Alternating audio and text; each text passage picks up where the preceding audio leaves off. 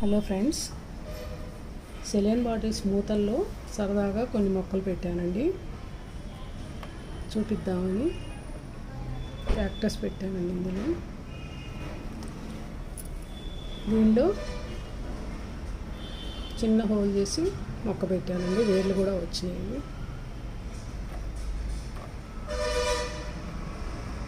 ఇదొక మొక్క.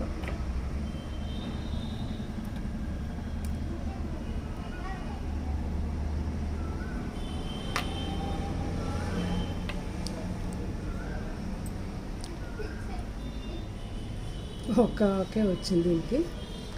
ఈ విధంగా హోల్ చేశానండి.